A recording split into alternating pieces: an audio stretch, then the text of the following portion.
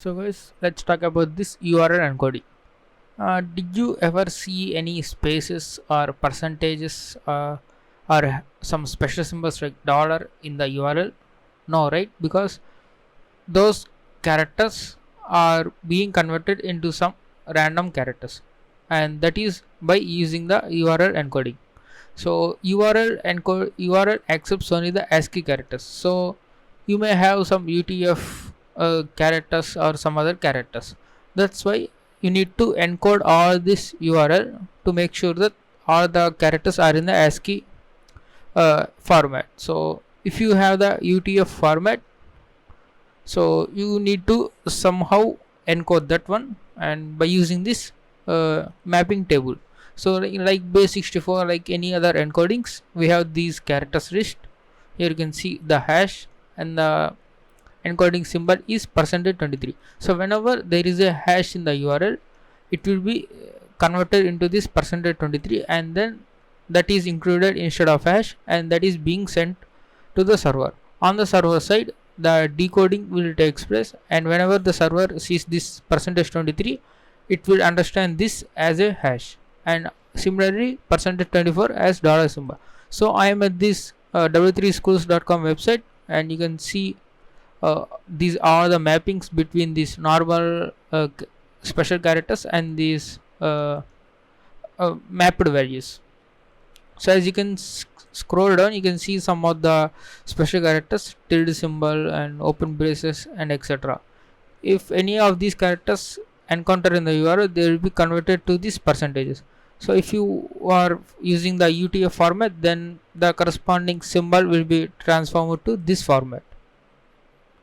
So you no need to remember all of this, because you can the our websites automatically do this for you, and most of the server side functions have these encodings and decodings. You can also use the JavaScript encode URL component function. So in that, you need to say, if you say hello world, the space will be converted into %20. So you can see space character %20. Now if I say hello and world,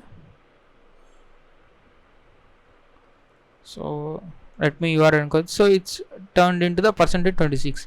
On server, on seeing this, it interprets as hello and %26 as a ampersand and the word hello and world.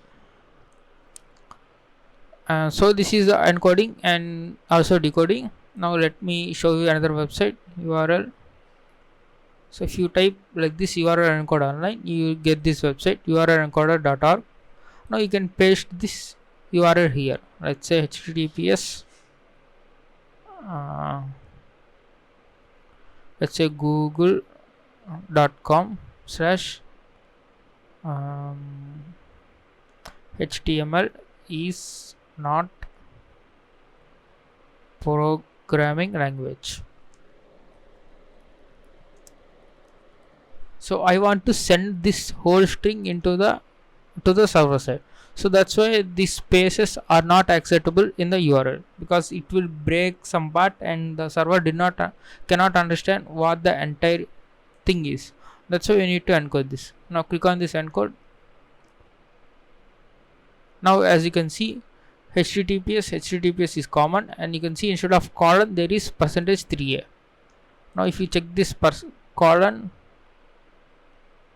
so as you can see, it's turned into the %3. In the similar way, forward slash has been turned to %2f and %2f, because there are two slashes, and google.com and %2f and HTML, and the space is turned into the %20. You can see HTML is not a programming language, which has in between the spaces.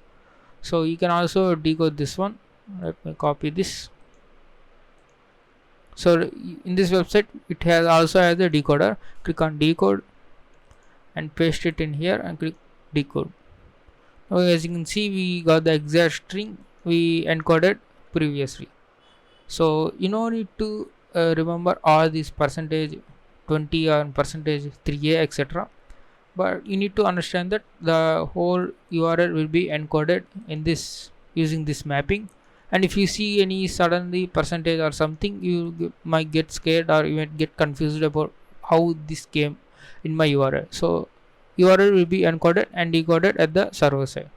Sorry, encoded at the client side and decoded at the server side. So that's all need to know about this URL encoding.